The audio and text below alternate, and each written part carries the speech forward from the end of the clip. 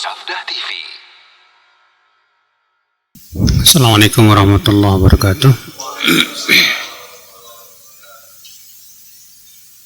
Innal hamdalillah nahmaduhu wa nasta'inuhu wa nastaghfiruh wa na'udzu billahi min shururi anfusina wa min sayyiati a'malina. Man yahdihillahu fala mudilla lahu wa man yudlil fala hadiya lahu. Wa asyhadu an la ilaha illallah wahdahu la syarika lahu wa asyhadu anna Muhammadan abduhu wa rasuluh. Qala Allah Ta'ala fi kitabihil karim, ya ayyuhalladzina amanu taqullaha haqqa tuqatih wa la tamutunna illa wa antum muslimun. Amma ba'd. Kita lanjutkan al-usulul salasanya. Kemarin sampai mana ya? Ada ingat nggak?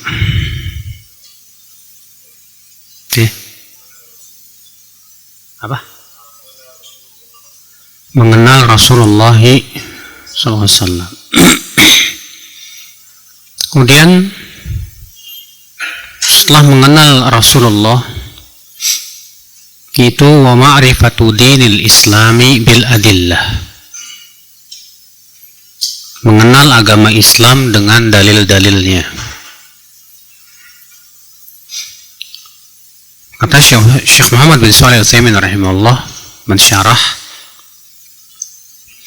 al-Islam bima'na al-'am wa ta'abbud lillah bima syara'. Islam maknanya secara umum adalah beribadah kepada Allah sesuai dengan syariat yang Allah turunkan kepada Rasulullah sallallahu alaihi wasallam.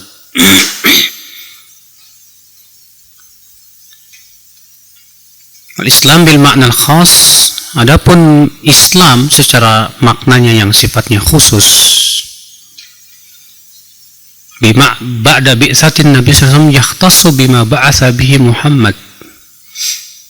Adapun makna Islam secara khusus kata beliau yaitu ajaran yang dibawa oleh Nabi Muhammad sallallahu alaihi wasallam. Karena ma ba'atsa bihi Nabi sallallahu alaihi wasallam nasakha jami'al adyan sabiqah, karena syariat Rasulullah telah menghapus syariat nabi-nabi sebelumnya. Jadi ini Islam secara makna yang sifatnya apa? Khusus.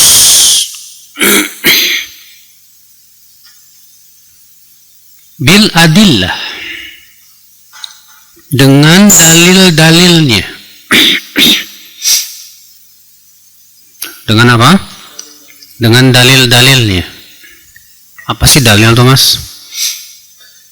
Dalil itu artinya ma yursyidu ilal matlub, sesuatu yang membimbing kita kepada yang kita cari.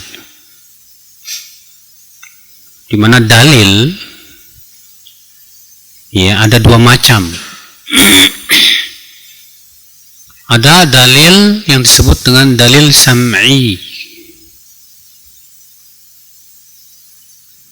dan ada dalil yang disebut dengan dalil aqli.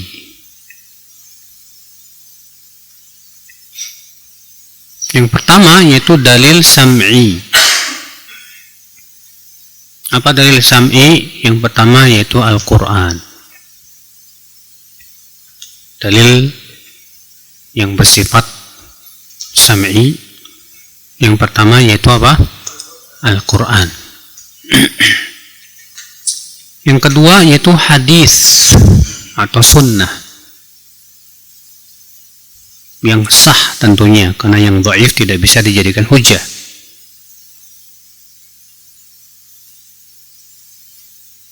Yang ketiga yaitu ijma'. Yang ketiga apa? Ijma'. Karena Al-Quran dan hadis menunjukkan bahwa ijma' itu hujah. Adapun dari Al-Quran, Allah berfirman, wa may yushaqiqir rasul min ba'di ma tabayyana lahul huda wa yattabi' ghayra sabilil mu'minin. nuwallihi ma tawalla wa nuslihi jahannam wa sa'at masira. Siapa yang menyelisihi Rasul setelah jelas kepadanya keterangan, ya, dan menyelisihi selain jalan kaum mukminin. Lihat, menyelisihi selain jalan kaum mukminin, maka kami akan biarkan ia leluasa dalam kesesatannya, dan kami akan bakar ia dengan neraka jahanam, dan itu seburuk-buruk tempat kembali. Di sini Allah mengancam, Pak, orang yang tidak mau mengikuti jalan kaum mukminin akan dibakar dalam api neraka. Apa yang dimaksud dengan jalan kaum mukminin? Kata Al-Imam Asy-Syafi'i, artinya ijma' mereka, ijma' para ulama kaum muslimin. Demikian pula Allah berfirman, fa in tanaza'tum fi syai' farudduhu ila Allah war Rasul. Jika kalian berselisih pada suatu permasalahan, maka kembalikan kepada Allah dan Rasul-Nya. Kata Syekh Utsaimin rahimahullah, pemahaman kebalikan ayat ini menunjukkan bahwa jika kalian tidak berselisih, maka itu sudah cukup. Karena Allah hanya menyuruh mengembalikan kepada Al-Quran dan hadis saat terjadi apa? Perselisihan. Berarti kebalikannya apa?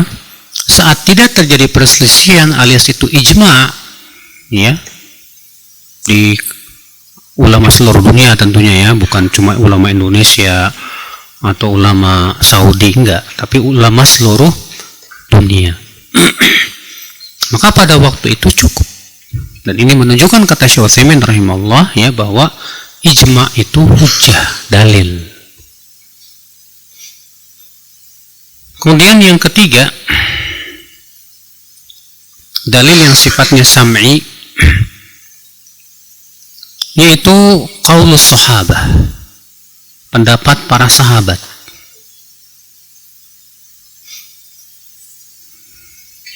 Pendapat para sahabat Rasulullah sallallahu alaihi wasallam. Dan pendapat sahabat, Pak, ada dua macam. Ada pendapat sahabat yang diselisihi oleh sahabat yang lain. Ada pendapat sahabat yang diselisihi oleh sahabat yang lain. Maka yang seperti ini bukan hujah.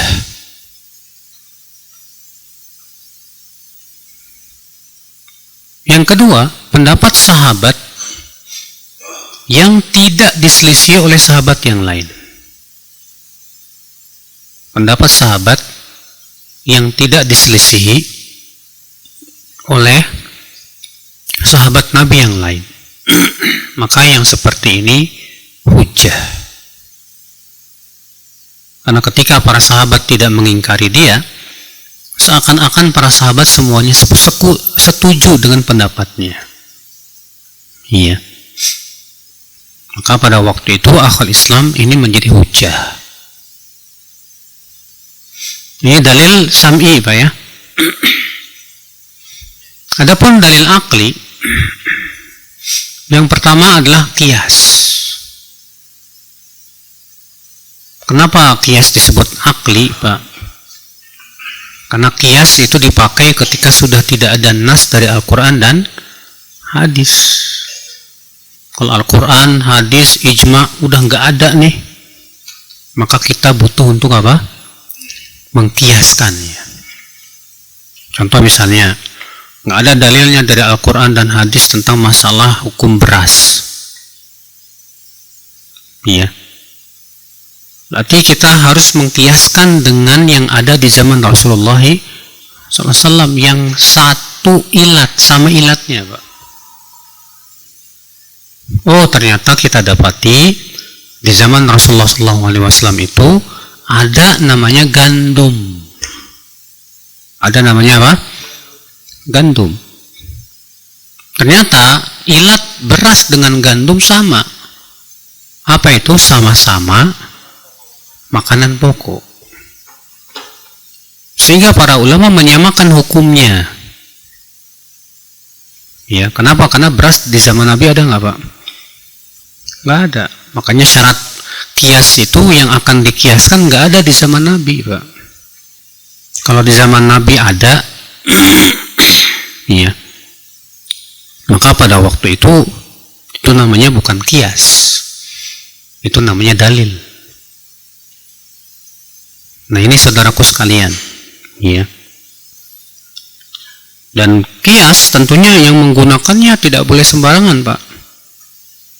Karena kias itu harus memenuhi rukunnya, memenuhi syaratnya.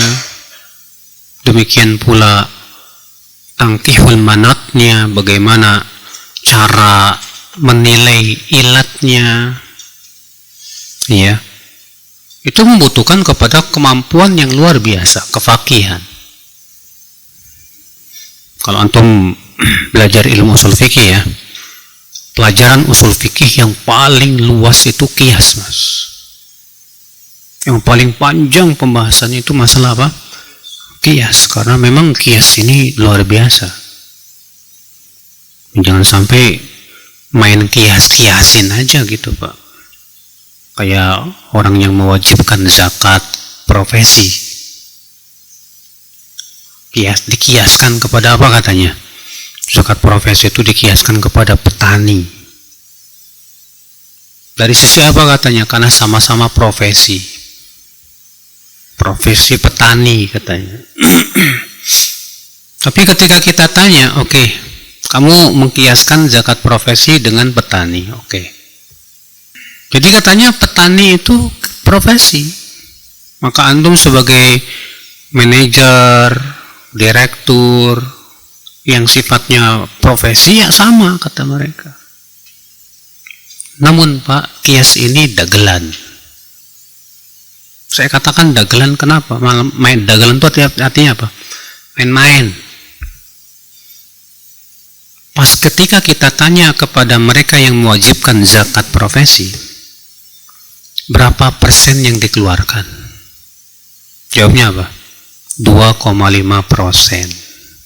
Loh,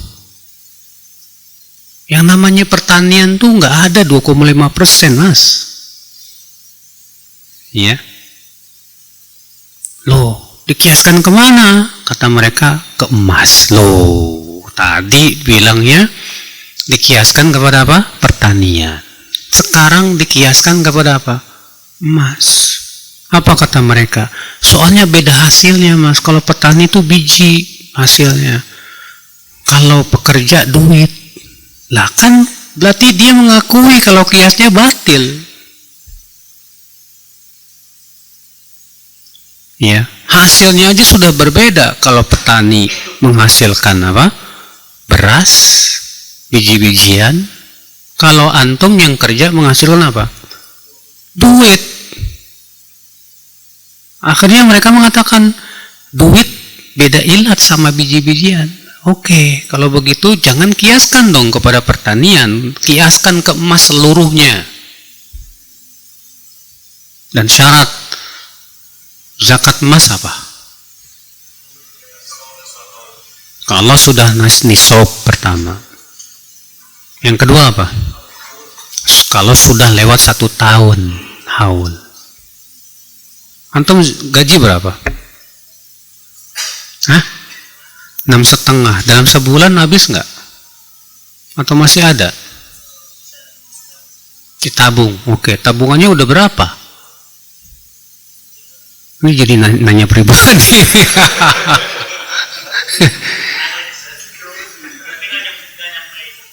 Iya, itu dia masalahnya.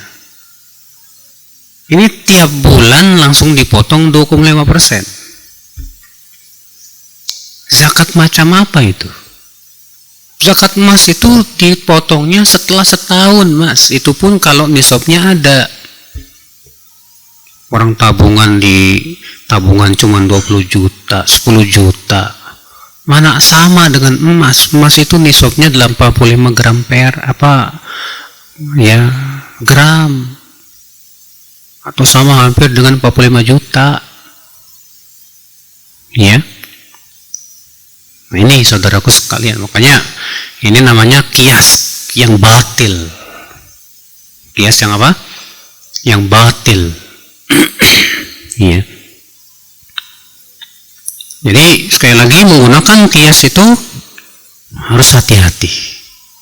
Harus jelas kita lihat ilatnya sama atau tidak. Ya.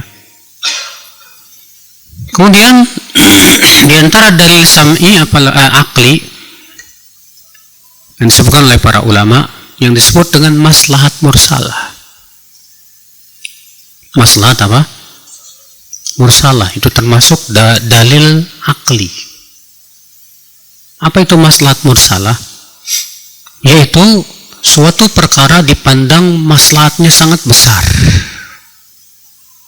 Walaupun tidak ada di zaman Rasulullah sallallahu alaihi wasallam dan tidak ada dalil yang melarang. Maka pada waktu itu boleh karena memang dilihat dari sisi maslahatnya yang apa? Yang besar. Iya. Sebuah contoh misalnya apa? Maslahat mursalah. Pemberian harokat Al-Quran. Di zaman Nabi kan Al-Quran nggak ada harokatnya, mas. Bahkan titik aja nggak ada. Ya. Antum-antum yang belum bisa bahasa Arab, boro-boro yang gondol, yang gondrong aja susah. Gimana yang gundul gitu kan? Nah, Al-Quran kenapa kemudian diberikan titik padahal tadinya nggak ada titik, nggak ada ini, dikasih titik, ba titiknya di bawah 1, ta titiknya 2 di atas, sa titiknya 3 di atas, jim titiknya di tengah 1. Iya. Ini semua dalam rangka memudahkan orang-orang yang ingin membaca Al-Quran. Bayangkan kalau tanpa titik, bagaimana bisa membedakan ba, ta, sa? Susah. Jim, ha, ho, nggak ada titiknya, susah. Maka untuk maslahat memudahkan supaya orang tidak salah dalam membaca Al-Quran, dibikinlah titik. Ternyata ketika dikasih titik, nggak ada harokat, orang masih banyak kesulitan. Terutama dari kalangan orang-orang ajam yang tidak paham bahasa Arab. Akhirnya kemudian dikasihlah harokat, Pak. Supaya orang tahu ini fathah, ini kasroh, ini dhammah, ini sukun. Ya. Dengan cara seperti itulah Al-Quran menjadi terlindung. Ini maslahatnya besar tidak, Pak? Ini maslahatnya besar. Padahal ini tidak pernah dilakukan di zaman Nabi, tidak pula di zaman sahabat. Nah, ini disebut oleh para ulama dengan istilah maslahat mursalah. Memang mirip dengan bid'ah sebetulnya. Miripnya apa? Sama-sama nggak ada di zaman Nabi. Demikian pula di zaman sahabat Nabi Shallallahu Alaihi Wasallam. Tapi bedanya dengan bid'ah apa? Bedanya dengan bid'ah, kalau maslahat mursalah sangat jelas kelihatan maslahatnya, Pak. Dimana kalau ditinggalkan berakibat mudarat. Berakibat apa? Mudarat. Tapi kalau bid'ah, kita tinggalin pun nggak pengaruh. Orang nggak ada perayaan Maulid Nabi pun nggak ada pengaruh kok, karena merayakan kelahiran menunjukkan kegembiraan dengan kelahiran Nabi kan nggak harus dengan perayaan, Pak, tapi dengan mengkaji sunnah, memahami sunnah itu juga sudah menunjukkan kegembiraan. Bahkan itu lebih dari cukup daripada gembiranya cuma setahun sekali. Kalau kita gembiranya tiap hari, mengkaji sunnah dan mengkaji hadis Rasulullah Sallallahu Alaihi Wasallam. Iya, ikhwata Islam, saudaraku seiman. Nah, ini contoh lagi maslahat mursalah, Bapak. Yaitu dibuatnya ilmu-ilmu.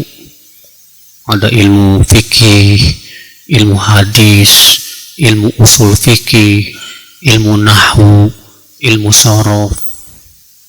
Di zaman Nabi ada nggak ilmu seperti ini? Nggak ada. Zaman sahabat juga nggak ada. Zaman sahabat sudah mulai dibuat ilmu nahwu. Itu atas perintah Ali bin Abi Thalib kepada Abul Aswad Ad-Du'ali. Gara-garanya banyak orang ajam selain Arab yang bersalahan dalam membaca Al-Quran. Karena mereka nggak paham mana fa'il, mana maf'ul, mana hal, dan yang lainnya. Akibatnya bersalahan. Maka kemudian Ali bin Abi Thalib memerintahkan Abul Aswad Ad-Du'ali untuk meletakkan ilmu nahwu. Dalam rangka apa? Melindungi Al-Quran dan hadis. Demikian para ulama, kenapa mereka membuat ilmu hadis, Pak? Kenapa? Karena ini dalam rangka membela hadis Rasulullah SAW. Diletakkan apa itu hadis sahih, apa syarat-syaratnya yang harus terpenuhi pada hadis yang sahih, apa itu hadis yang hasan, apa hadis yang dhaif. Iya. Di zaman Nabi memang nggak ada karena belum dibutuhkan. Nabi masih hidup. Nabi masih apa? Hidup. Para sahabat gampang langsung nanya kepada Rasulullah SAW. Di zaman sahabat pun juga belum dibutuhkan. Ya, kenapa demikian? Karena di zaman itu ya mereka orang-orang yang thiqah, terpercaya semuanya. Tapi di zaman belakangan sahabat, itu zaman Ibnu Abbas, mulai mereka memilah dan memilih. Kata Ibnu Abbas, waktu itu ada seorang tabi'in, saya lupa namanya, dia menyampaikan hadis-hadis kepada Ibnu Abbas. Ya, faja'ala Ibnu Abbas la yastami'u ilaih. Maka Ibnu Abbas tidak mau dengerin. Lalu orang ini berkata, Ibnu Abbas, kenapa kamu tidak mau mendengar sementara yang aku sampaikan kan hadis? Apa kata Ibnu Abbas? Kunna idza sami'na ahadan yaqulu qala Rasulullah ibtadaratu a'yununa wa sami'atu adhanuna. Iya betul. Kalau dahulu, kalau kami mendengar ada orang berkata Rasul bersabda, mata kami langsung tertuju kepada dia. Telinga kami siap-siap mendengar. Falamma raqiban nasa as-sa'b wad-dhalul. Tapi ketika sekarang orang-orang ya tidak bisa memilah dan memilih hadis, ma akhadna illa man arafna. Kami tidak mau mengambil kecuali dari orang yang kami ketahui dia terpercaya. Mulai itu di zaman Ibnu Abbas apa? Hati-hati, Pak. Gak sembarangan. Supaya dalam rangka jangan sampai ada orang berani berdusta atas nama Rasulullah SAW. Mulai kemudian para ulama setelahnya memilih ya para perawi hadis. Karena sudah mulai muncul orang-orang yang berani berdusta atas nama Rasulullah SAW. Sampai akhirnya para ulama yang mematangkan ilmu hadis. Dalam rangka apa, Pak? Dalam rangka membela hadis Rasulullah SAW. Bayangkan kalau nggak ada ilmu hadis, gimana kita akan menilai hadis ini sahih atau dhaif? Kalau nggak ada ilmu hadis, orang seenaknya aja Rasulullah bersabda, Rasulullah bersabda, Rasulullah bersabda. Kita jadi susah untuk apa? Memeriksanya. Tapi dengan ada ilmu hadis, kemudian para ulama membawakan hadis dengan sanad-sanadnya, dengan cara seperti itulah terpeliharalah hadis Rasulullah SAW. Jadi masalahnya besar nggak, Pak? Besar. Bayangkan kalau tidak ada ilmu hadis, bahaya nggak, Pak? Bahaya. Jadi itu namanya maslahat mursalah. Beda dengan bid'ah. Bid'ah itu nggak ada pengaruhnya buat Islam. Bahkan bahaya karena dia bisa menghancurkan kesempurnaan Islam. Bid'ah itu sifatnya mengubah-ubah aturan Islam. Ya. Orang bikin perayaan tahun baru Hijriah. Mana ada di zaman Rasulullah, sahabat, tabi'in, tabi'ut tabi'in. Lalu mau disamakan dengan pengumpulan Al-Quran. Oh, di zaman Rasul juga nggak ada Al-Quran, nggak dikumpulin kok. Baru dikumpulin zaman sahabat, kata mereka. Ya subhanallah. Al-Quran dikumpulkan karena memang maslahatnya jelas besar. Bayangkan kalau Al-Quran tidak dikumpulkan. Bagaimana kita akan bisa baca Al-Quran? Sedangkan kalian bikin-bikin perayaan malam tahun baru pakai obor lagi yang merupakan simbol majusi. Ya. Kita katakan apa manfaatnya buat kaum muslimin? Tidak ada manfaatnya sama sekali. Islam pun tetap sempurna tanpa perayaan itu. Islam sudah sempurna nggak tanpa perayaan itu, Mas? Ya udah sempurna, ngapain lagi tambah-tambah? Allah yang mengatakan al-yawma akmaltu lakum dinaku. Pada hari ini aku telah sempurnakan untukmu agamamu. Beda, Pak. Antara maslahat mursalah dengan bid'ah itu beda. Kalau maslahat mursalah sudah kita sebutkan tadi, jelas kelihatan banget apa maslahatnya. Kalau ditinggalkan bahkan bisa menimbulkan apa? Bahaya, mudarat. Ya.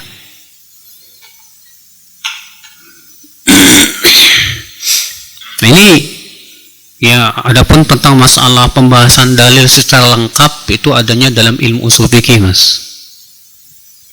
Nah ya, kalau antum belajar ilmu usul fikih, antum akan membahas tentang macam-macam dalil. Ya, dalil itu banyak, Pak. Ya. Dalil itu yang kita ketahui kan cuma Al-Quran, hadis, ijma, qiyas.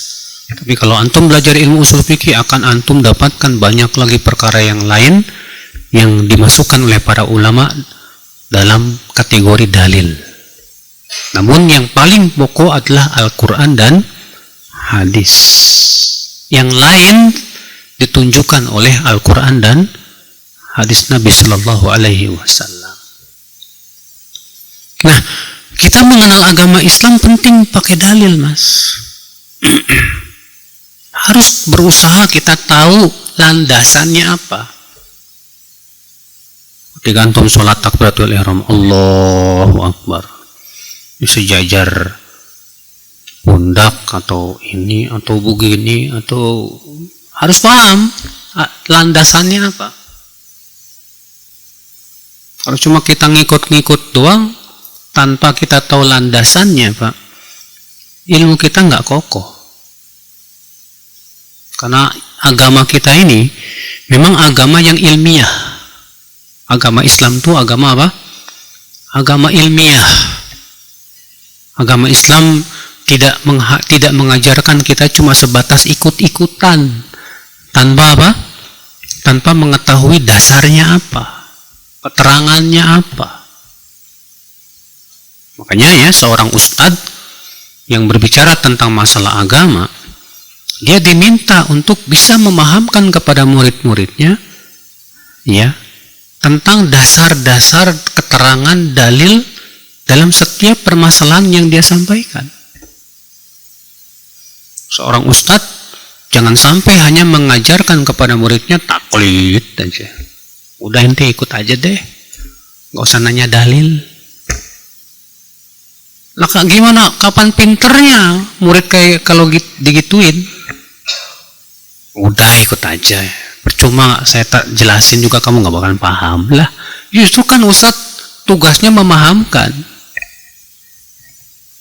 Ya, makanya ya akhwat Islam, karena Islam agama yang sifatnya ilmiah, segala sesuatu selalu ada keterangannya, ada dasarnya, bukan hanya sebatas membeo.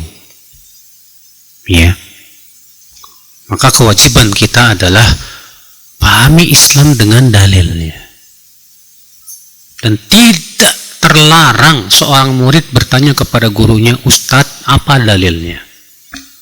Karena sebagian kiai, Pak, ada yang merasa pubi, Pak, kalau ditanya apa dalilnya, Pak. Dalil mulu, katanya. Kenapa? Karena si ustadznya nggak tahu dalil masalahnya. Makanya dia jadi kesal gitu kan. Bukan sebagian ustadz atau kiai-kiai ada yang berkata apa? Sekarang gara-gara ada dakwah salafi itu kita jadi repot, katanya. Kenapa? Ditanyain dalil mulu. Yaitu artinya itu orang sudah mulai cerdas, mulai pengen ilmiah, pengen tahu dasarnya apa, dalilnya apa. Iya, bukan hanya sebatas apa? Ikut-ikutan saja. Makanya di sini beliau mengingatkan wa ma'rifatu dinil islami bil adillah. Dan mengenal agama Islam dengan apa? Dengan dalil. Jelas ada dalilnya. Iya, dari Al-Qur'annya nih ada. Dari hadisnya nih, hadisnya sahih atau dhaif. Dijelaskan apakah itu sahih atau dhaifnya. Adapun kalau antum ya berguru sama ustadz yang nggak bisa membedakan mana yang sahih mana yang dhaif, seenaknya aja, yang penting hadis lah, dhaif juga nggak masalah. Waduh, bahaya mas. Makanya Imam Malik ketika menyebutkan tentang 4 orang yang tidak boleh diambil ilmunya, di antara 4 orang itu siapa? Orang yang tidak bisa membedakan mana yang sahih mana yang dhaif, main sampein aja ya, padahal itu hadisnya palsu misalnya. Subhanallah, ikhwatul Islam. Dan ini banyak pak masalahnya di negeri kita ini pak. Saya pernah ya waktu dulu lama banget ya, ada orang khutbah Idul Fitri pak, dia seenaknya mengatakan Rasulullah SAW bersabda al-insan madaniyun bittaba', manusia itu makhluk sosial. Setelah selesai khutbah saya datengin Pak Ustadz ya, Ustadz maaf, itu bukan hadis Ustadz, itu perkataan Ibnu Khaldun dalam muqaddimahnya. Cemberut aja si Ustadz tuh. Gak mau dikasih tahu pak, iya, karena yang ngasih taunya nggak punya jenggot, kayak anak-anak, ya baby band, baby pes. Ikhwata Islam saudaraku seiman. Nah ini akhi, jadi penting ya kita mengenal agama kita itu harus dengan apa? Dalil. Biasain tuh, jangan malu-malu nanya sama ustadz, ustadz tolong jelaskan dalilnya apa ya. Kalau ustadznya ngambek itu artinya ustadznya nggak paham dalil. Sebab kalau dia paham dalilnya nggak perlu ngambek, dia akan jelaskan dalilnya ini, sisi pemahamannya begini. Iya, ikhwatul Islam saudaraku seiman. Nah ini dia kewajiban yang pertama. Kewajiban yang pertama yang sudah kita sebutkan yaitu al-ilmu, berilmu. Apa itu? Itu mengenal Allah, mengenal Rasulullah, dan mengenal Islam dengan apa? Dengan dalil-dalilnya.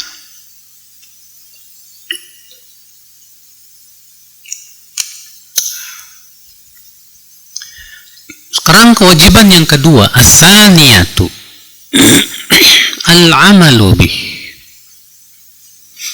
mengamalkan ilmu. Nah, setelah kita berilmu, nuntut ilmu dengan dalil-dalilnya kita pahami pak, maka masuk ke tahap yang kedua, masuk kepada kewajiban yang kedua. Apa itu? Itu mengamalkan ilmu. Karena ilmu yang tidak diamalkan itu pak, menjadi ilmu yang tidak bermanfaat. Ilmu yang tidak diamalkan menjadi ilmu yang tidak bermanfaat. Bahkan ilmu itu bisa menjerumuskan pelakunya ke dalam api neraka. Maka dari itulah saudaraku sekalian, penting sekali ya kita menuntut ilmu itu pak, tujuannya supaya kita bisa mengamalkan ilmu. Salah besar kalau kita nuntut ilmu hanya buat bangga-banggaan doang. Kalau saya sudah banyak hafal hadis, riwayat, Quran, percuma kalau ternyata tidak diamalkan. Makanya kan Allah berfirman kepada penduduk surga apa? Udkhulul jannata bima kuntum ta'malun. Masuklah ke surga disebabkan oleh amalan-amalan kalian. Allah tidak mengatakan masuklah ke surga disebabkan oleh ilmu kalian, bukan. Tapi Allah mengatakan masuklah ke surga disebabkan oleh apa? Amal. Kalau gitu saya nggak nuntut ilmu, saya mau beramal aja. Oh, nggak bisa.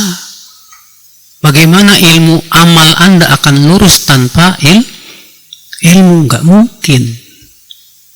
Sekarang kalau antum nggak punya ilmunya tentang tata cara sholat, kira-kira bisa sholat nggak, Mas? Iya.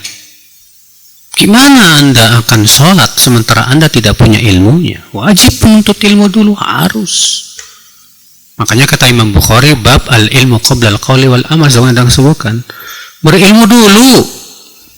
Setelah itu baru apa? Beramal. Ini penting, saudaraku ya. Jadi setiap ilmu usahakan kita amalkan. Setiap dapat ilmu, amalkan. Setiap dapat ilmu apa? Amalkan. Ya. Supaya apa? Supaya tadi ilmu kita bermanfaat. Makanya Rasul sabda, tazalu qadama 'abdin yaumal qiyamah hatta yus'ala an arba. Senantiasa seorang hamba berdiri di hari kiamat sampai ia ditanya tentang 4 perkara. Di antaranya apa? An ilmihi ma'amila bih, tentang ilmunya diamalkan enggak? Iya. Karena memang untuk mengamalkan ilmu nih Pak enggak mudah, Pak. Menuntut ilmunya sih enak aja gitu. Oh, tapi pas ngamalinnya, waduh, kadang nggak sesuai dengan hawa nafsu, terkadang nggak sesuai dengan syahwat, nggak sesuai dengan ya apa yang kita inginkan gitu kan. Nah di situ ya akhwat Islam, saudaraku seiman. Kemudian kewajiban yang ketiga apa? As-salisatu. Setelah kita berilmu, mengamalkan ilmu, maka kewajiban berikutnya kata beliau ad-da'watu ilaih, yaitu mendakwahkan ilmu, menyampaikan ilmu. Jadi kalau kita sudah punya ilmunya, alhamdulillah. Sudah kita pelajari, alhamdulillah. Kemudian setelah itu kita amalkan, masya Allah. Maka ada kewajiban, Pak, yaitu kita harus menyampaikan ilmu tersebut kepada orang lain. Tidak bisa hanya buat berdiri sendiri, nggak bisa. Harus disampaikan. Sebab kalau kita tidak menyampaikan, kita masuk dalam orang-orang yang menyembunyikan ilmu. Dan Allah mengancam. Allah berfirman, innal ladzina yaktumuna ma anzalna minal bayyinati wal huda min ba'di ma bayyannahu lin-nasi fil kitab ulaika yal'anuhumullah wa yal'anuhumul la'inun. Sesungguhnya orang-orang yang menyembunyikan apa yang kami turunkan, ya, berupa keterangan setelah kami jelaskan kepada manusia, mereka itu orang-orang yang dilaknat oleh Allah dan dilaknat oleh orang-orang yang semua yang bisa melaknat. Jadi kalau kita nggak nyampein ilmu, dilaknat. Oh ya, repot dong. Setelah berilmu harus beramal. Setelah beramal harus apa? Menyampaikan. Kalau gitu sekalian aja nggak nuntut ilmu, Ustadz. Kena juga dosanya. Dosa apa? Dosa tidak menuntut ilmu. Serba salah dong. Nggak serba salah, Mas. Itu kebaikan memang. Sebab manusia tanpa ilmu bagaikan binatang ternak. Ya. Antum mau jadi binatang ternak, kamu mau jadi manusia. Kalau antum mau jadi binatang ternak, silakan. Anda tidak menuntut ilmu, maka hidup Anda akan bagaikan binatang ternak. Cuma sebatas ngikutin syahwat saja. Makan, minum, kawin, hardolin, dahar modal ulin. Ya, orang Sunda langsung ketawa itu. Ikhwatal Islam, saudaraku seiman. Tapi kalau Anda ingin jadi manusia yang sempurna, memang harus dengan ilmu. Karena sudah pernah kemarin kita sampaikan, Nabi Adam itu Pak, dimuliakan oleh Allah dengan ilmu. Sampai disuruh malaikat sujud kepada Nabi Adam, gara-gara Nabi Adam diajarkan ilmu. Allah berfirman, وَعَلَّمَ آدَمَ الْأَسْمَاءَ كُلَّهَا thumma aradahum 'alal malaikah, dan kami telah mengajarkan Adam seluruh nama, kemudian kami menampakkannya kepada para malaikat. Lalu Allah berfirman kepada malaikat, ambi'uni bi asma'i haula in kuntum shadiqin, coba beritahu kepadaku nama-nama mereka semua itu, semua yang kalian lihat, kalau kamu memang orang-orang yang benar. Maka tampaklah kepada malaikat tujuan Allah menciptakan Nabi Adam ternyata untuk ilmu. Maka dengan ilmu manusia itu Pak bisa lebih mulia dari malaikat. Dan dengan tanpa ilmu manusia itu Pak bisa lebih rendah dari binatang ternak. Makanya Allah berfirman dalam surat Al-A'raf ayat 179, walaqad dzara'na li jahannam katsiran minal jinni wal ins lahum qulubun la yafqahuna biha wa lahum a'yunun la yubsiruna biha wa lahum adhanun la yasma'una biha ulaika kal an'am bal hum adall ulaika humul ghafilun. Sungguh kata Allah, kami telah mempersiapkan untuk api neraka itu penduduk-penduduknya. Bagaimana sifat penduduk api neraka Pak? Mereka punya hati tapi tidak digunakan untuk memahami ayat-ayat Allah. Mereka punya mata tapi tidak digunakan untuk melihat ayat-ayat Allah. Mereka punya telinga tapi tidak digunakan untuk mendengarkan ayat-ayat Allah. Apa kata Allah? Mereka bagaikan binatang ternak, bahkan lebih sesat. Ini dia Pak. Jadi manusia kalau nggak nuntut ilmu Allah, nasibnya kayak binatang ternak, bahkan lebih sesat. Ya nggak? Hah? Iya memang. Antum lihat aja orang yang nggak menuntut ilmu, hidupnya kayak binatang ternak. Apa bedanya? Ya. Ini saudaraku seiman, rahimani wa rahimakumullah jami'an. Ya, setelah menuntut ilmu, kita ada kewajiban mengamalkan ilmu. Setelah mengamalkan ilmu, kita ada kewajiban menyampaikan ilmu. Sampaikan kepada orang lain. Kata Rasulullah, ballighu anni walau ayat, sampaikan dariku walaupun cuma satu ayat. Maksudnya ayat yang sudah kita pelajari, yang sudah kita kaji betul. Walaupun kita cuma baru belajar satu ayat Pak, dan ayat itu sudah kita pelajari betul, lalu kita amalkan, maka kewajiban kita menyampaikan ayat yang sudah kita pelajari tersebut kepada teman kita, handai taulan kita, istri kita, atau orang tua kita, kerabat kita, sampaikan. Cuma masalahnya yaitu Mas, menyampaikan ilmu yang benar itu siap-siap dimusuhin. Ya nggak? Iya. Kalau antum cuma nyampaikan masalah akhlak, insya Allah nggak bakalan ada yang musuhin deh, bener. Iya. Karena kalau masalah akhlak semua orang sepakat, Pak. Kalau antum cuma bahas tentang masalah fikih dikit yang musuhin Pak. Tapi kalau antum sudah bicara tentang masalah akidah, tauhid, sunnah dan bid'ah, siap-siap disebut wahabi, siap-siap disebut radikal. Iya. Memang berat. Kenapa para nabi mereka dimusuhi oleh kaumnya? Karena itu yang mereka sampaikan tauhid. Hai kaumku, tauhidkan Allah, jauhkan kesyirikan, tinggalkan apa yang diyakini oleh nenek-nenek moyang kalian tuh.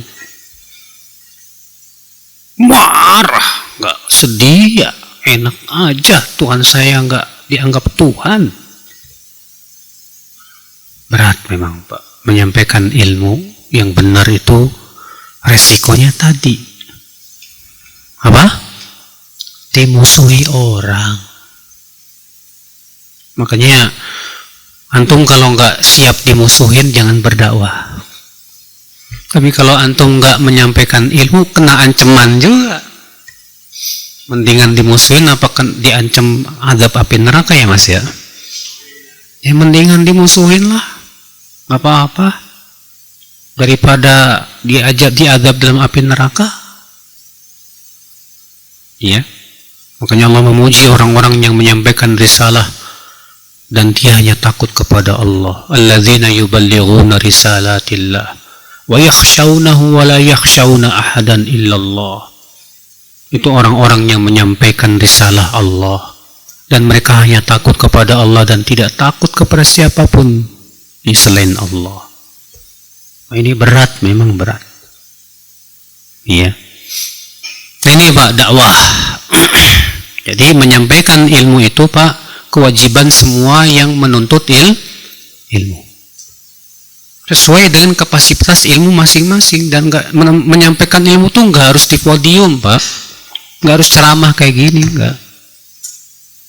Sekarang ada media sosial, antum punya media sosial, ada Twitter misalnya, ada Facebook misalnya. Daripada antum ngobrol di Facebook ngalor ngidul nggak ada manfaatnya, sampaikan ilmu yang sudah antum apa? Pelajari dan kaji. Ya, alhamdulillah walaupun cuma ada satu orang yang ngamalin dapat pahala dari situ. Ya biidznillah. Ikhwatal Islam, saudaraku seiman.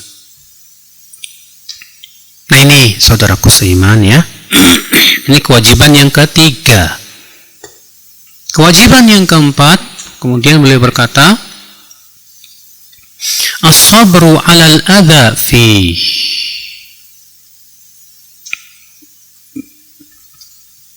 Sabar dalam menghadapi rintangan. Sabar dalam menghadapi gangguan. Saat kita menuntut ilmu harus sabar Mas.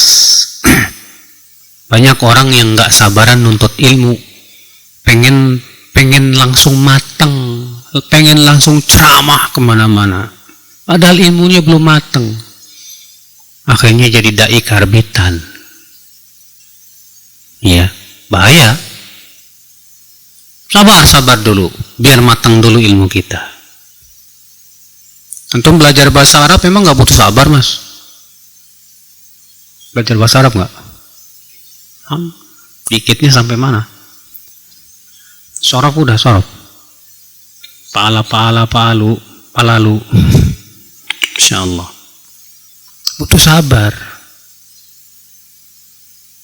Ya. Yang nggak sabaran biasanya sih mundur, teratur. Kalau belajar bahasa Arab kan biasanya yang ramainya pas awal doang ya. Pas lama mulai mengundurkan satu persatu dengan berbagai macam alasan. Tersisa berapa? 5 orang doang. 5 orang ini yang ternyata mereka gentleman semua Pak. Yang lainnya ya bukan gentle, bukan jantan Pak, itu bikang. Iya. Nah ini saudaraku, menuntut ilmu butuh kesabaran. Iya. Mengamalkan ilmu juga sangat butuh kepada apa? Kesabaran. Mendakwahkan ilmu pun juga butuh kepada apa? Kesabaran. Memang semua harus sabar. Makanya beliau mengatakan wasabru 'alal adza fi. Sabar menghadapi apa? Gangguan-gangguan. Kata Syekh Utsaimin rahimahullah, as-sabru habsun nafsi 'ala ta'atillah. Sabar itu hakikatnya menahan diri kita untuk senantiasa menaati Allah. Wa habsuha 'ala ma'an maksiatillah, dan menahan diri kita dari maksiat, jangan sampai memaksiati Allah. wa habsuha anit tasakhut min aqdarillah, dan menahan diri jangan sampai kita ngambek terhadap takdir Allah yang enggak enak. Ya. Fa yahbasun nafsa anit tasakhut wa tadajjur wal malal. Maka ia berusaha untuk menahan dirinya dari rasa bosan dalam menuntut ilmu, dalam mengamalkan ilmu, karena terkadang bosan itu suka muncul, Pak. Ya. Bosan banget sih pelajarannya, tauhid lagi. Padahal tauhid itu yang paling urgent. Ya. Dibandingkan dengan fikih, baik fikih ibadah, fikih muamalah, pelajaran tauhid jauh lebih urgent, Pak. Pelajaran yang fikih betul urgent, tapi tauhid lebih urgent lagi. Karena kan kalau kita matinya di atas syirik, ngeri, Pak. Gak bisa masuk apa? Gak bisa masuk surga. Walaupun antum sudah menguasai bab-bab fikih. Ya. Saudara seiman, ya. Jadi memang kita harus sabar, Mas. Cari dunia juga harus sabar. Ya enggak? Cari dunia harus sabar enggak? Antum kerja cari duit harus sabar enggak? Sabar. Kalau kagak sabaran udah. Ya, antum harus masuk jam 7 setiap pagi, setiap hari masuk jam 7, pulang jam 5, jam 7, pulang jam 5. Lama-lama bosen. Akhirnya apa? Korupsi waktu. Harusnya masuk jam 7, masuknya jam 9. Harusnya pulangnya jam 5, pulangnya jam 2.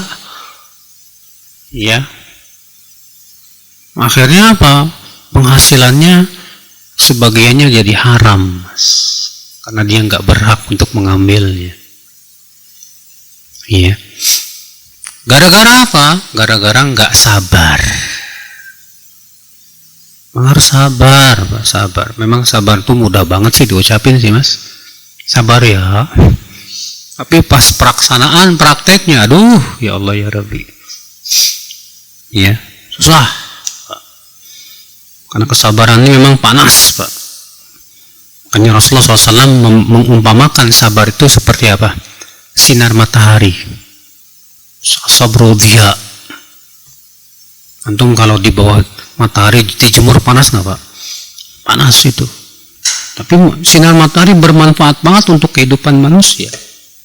Ya ini, saudaraku sekalian. Jadi ini 4 kewajiban. Yang pertama apa tadi? Berilmu. Ilmu tentang apa? Mengenal Allah, mengenal Rasulullah, dan mengenal agama Islam dengan apa? Dalil-dalilnya. Kewajiban kedua apa? Beramal, mengamalkan ilmu. Kewajiban yang ketiga apa? Mendakwahkan ilmu, menyampaikan. Yang keempat apa? Sabar di atas itu semuanya. Nah, sekarang mana dalil 4 kewajiban ini, Mas? Kata beliau, wad dalilu qauluhu ta'ala. Adapun dalilnya itu firman Allah Ta'ala, wal asr innal insana lafi khusr illa alladzina amanu wa amilus salihati wa tawasaw bil haqqi wa tawasaw bis sabr. Demi masa sesungguhnya manusia benar-benar dalam keadaan merugi kecuali orang yang memiliki 4 sifat. Kecuali orang yang beriman, beramal saleh, saling berwasiat dengan kebenaran, dan saling berwasiat dengan kesabaran. Loh, ilmunya mana? Di situ kan iman, amal, nggak ada ilmu di situ. Karena tidak mungkin kita beriman tanpa ilmu. Tidak mungkin kita beramal saleh tanpa ilmu. Orang kalau beriman, Pak, tapi tanpa ilmu, ilmunya bisa ngaco. Kayak orang musyrikin Quraisy ya. Orang musyrikin Quraisy itu beriman Allah ada. Beriman kalau yang menciptakan langit dan bumi siapa? Allah. Tapi mereka mempersekutukan Allah. Makanya Allah berfirman apa? Wa ma yu'minu aktsaruhum billah illa wa hum musyrikun. Dan tidaklah kebanyakan mereka beriman kepada Allah kecuali dalam keadaan mereka berbuat syirik. Ini akibatnya nih, beriman kepada Allah tapi nggak pakai ilmu. Orang musyrikin Pak Quraisy di zaman dulu beriman ada malaikat nggak? Ada. Tapi mereka mengatakan malaikat itu anak wanitanya Allah. Dari mana? Itu kan cuma nebak-nebak aja, nggak ada dalilnya. Ya. Akibat daripada beriman tapi nggak pakai ilmu. Maka kalau kita mau beriman dan iman kita mau lurus, ya, bener, lu soheh, wajib kita menuntut ilmu, mutlak sudah. Iya. Maka ini akhi, jadi Allah bersumpah demi masa, demi waktu asar. Sesungguhnya manusia betul-betul berada dalam kerugian. Artinya seluruh manusia pada asalnya merugi. Kecuali mereka yang memenuhi 4 syarat tadi. Yang beriman, beramal saleh. Dan ini pasti wajib membutuhkan ilmu. Tawassaw bil haq. Saling berwasiat dengan kebenaran. Dakwah, menyampaikan ilmu. Dan saling berwasiat dengan apa? Kesabaran. Kata Syekh Utsaimin, kenapa Allah menyebutkan dulu tawassaw bil haq baru setelah itu tawassaw bis sabar, Mas? Bukan tawassaw bis sabar dulu baru tawassaw bil haq. Karena kata Syekh Utsaimin, karena al-haq itu sakil. Kata Syekh Ali Hasan ya, maaf. Kata Syekh Ali Hasan, karena kebenaran itu berat, membutuhkan kepada kesabaran. Ya. Nah, ini jadi ikhwatul Islam, saudaraku seiman. Ini dalilnya ya tentang kewajiban 4 perkara tadi. Qala Syafi'i, kemudian beliau membawakan perkataan Imam Asy-Syafi'i. Siapa sih Imam Syafi'i namanya? Ada yang tahu? Muhammad bin Idris Asy-Syafi'i. Lahir tahun berapa beliau? 150 Hijriah. Ahsan. Meninggal tahun berapa beliau? 204. Masya Allah, barakallah fi. Iya. Mungkin penting Mas, kenal ulama itu penting. Jangan sampai kita ini lebih kenal bintang sepak bola daripada ulama. Kalau dikenal, ditanya Ruud Gullit, tahu Ruud Gullit. Marco van Basten kenal. Iya. Ronaldo kenal. Messi kenal. Imam Bukhari udah gelap. Gimana kita lebih kenal ya bintang-bintang kayak gituan daripada mengenal para ulama? Aib ya akhi. Berkata Imam Asy-Syafi'i, "Lau ma anzalallahu hujjatan ala khalqihi illa hadhihi surah lakafathum." Kalaulah Allah tidak menurunkan hujahnya atas makhluknya kecuali surat ini saja, tentu ini sudah cukup. Sini Syekh Utsaimin memberikan penjelasan maksudnya apa. Muraduhu rahimahullah anna hadhihi surata kafiyatun lil khalqi fil hassi ala tamassuk bi dinillahi wal bil iman wal amal salih wad da'wati ila Allah was sabri ala al adha ala dhalik. Walaysa muradu an hadhihi surah kafiyatun lil khalqi fi jami' syariah. Maksud Imam Syafi'i adalah bahwa surat ini sudah sangat mencukupi untuk menganjurkan kita berpegang teguh terhadap agama Islam ini dari sisi keimanan, amal soleh, dakwah, sabar. Bukan artinya maksud Imam Bukhari bahwa surat ini, ya Imam Syafi'i tadi ya, bahwa surat ini mencukupi seluruh syariat. Enggak. Ya, ikhwatul Islam, saudaraku seiman. Ini ya. Baik, saya kira cukup dulu sampai di sini, Mas. Baik, kita tutup sampai di sini. Subhanakallah bihamdik. Asyhadu an la ilaha illa anta astaghfiruka wa atubu ilaik. Assalamualaikum warahmatullahi wabarakatuh.